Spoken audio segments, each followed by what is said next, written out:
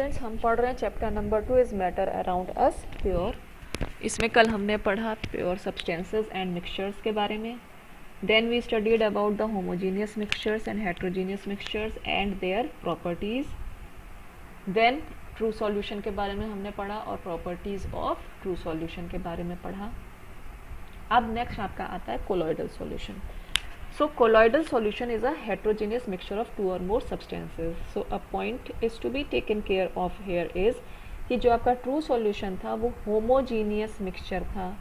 colloidal solution क्या है? It is a heterogeneous mixture of two or more substances. ठीक है, the difference between both of them. Then इसके example में क्या क्या आ जाएंगे?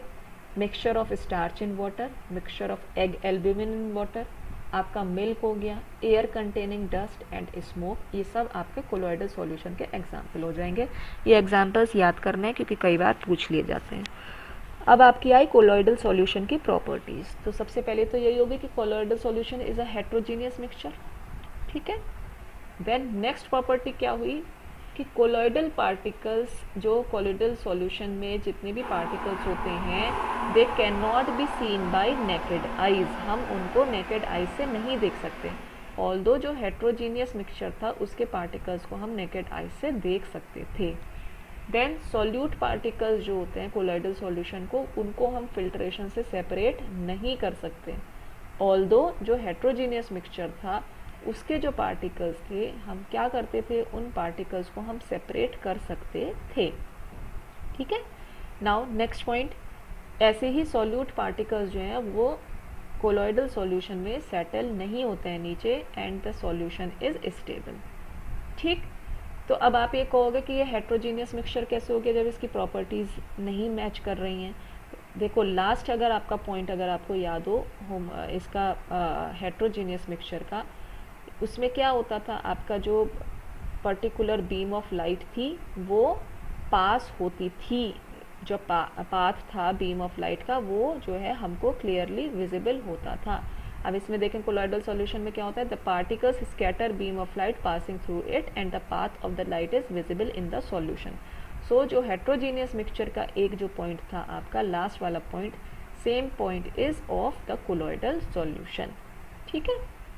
तो ये कुछ पॉइंट्स हैं और ये इम्पॉर्टेंट हैं। ट्रू सॉल्यूशन के प्रॉपर्टीज़ पूछ ली जाती हैं, कोलॉइडल सॉल्यूशन की प्रॉपर्टीज़ पूछ ली जाती हैं।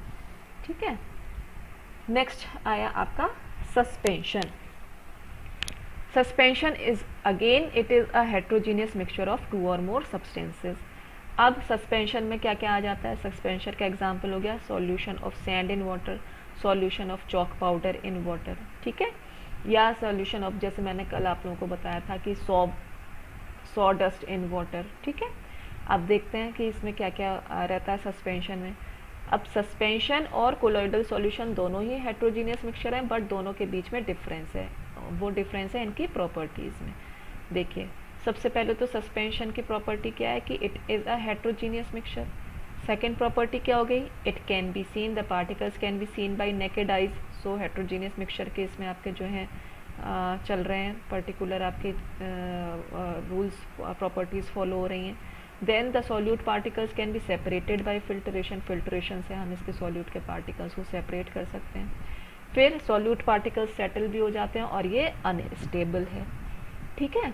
देन पार्टिकल्स जो हैं वो पाथ ऑफ लाइट को जो है विजिबल होती है, पाथ ऑफ लाइट इसमें अगर हम रे ऑफ लाइट इसमें वो करें, फॉरवर्ड करें, इसमें प्रमोट करें, रे ऑफ लाइट पास करवाएं, तो आपकी जो पाथ ऑफ द लाइट है वो विजिबल होता है और स्कैटर करता है वो बीम ऑफ लाइट को। ठीक है।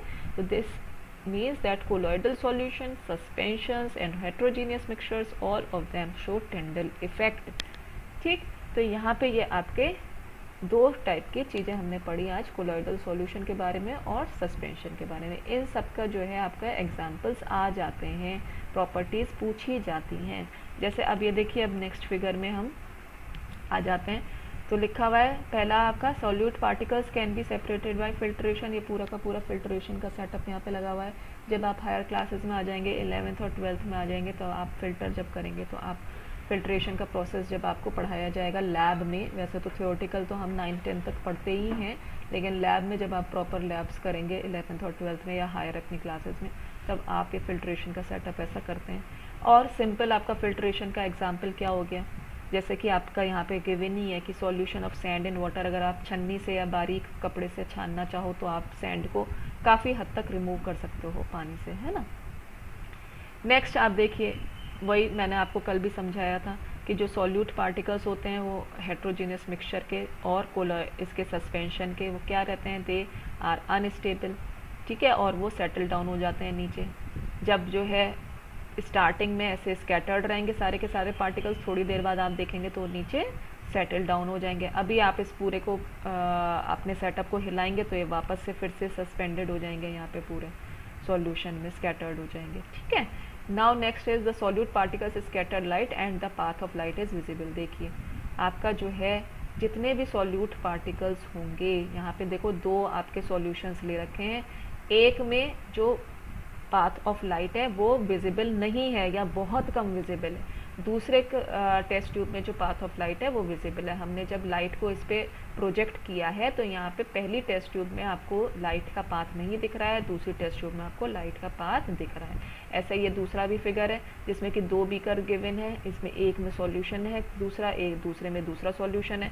जब आपने जो है लाइट को इस पे वो किया है, प्रमोट किया है, लाइट इसमें पड़नी शुरू करी है, पास होनी शुरू हुई है, तो पहले वाले में आपको लाइट का पाथ नज़र आ रहा है ये, बट सेकंड केस में हमको लाइट का पाथ नज़र नहीं आ रहा है। तो लाइट का पाथ जहाँ पे नज़र आ रहा है that shows the Tyndall effect, और जहाँ पे शो नहीं कर रहा है that solution does not shows the Tyndall effect, ठीक है। तो टिंडल इफेक्ट हम लोग जो है नेक्स्ट क्लास में पढ़ेंगे। आज हम यहीं पे स्टॉप करेंगे। Thank you very much.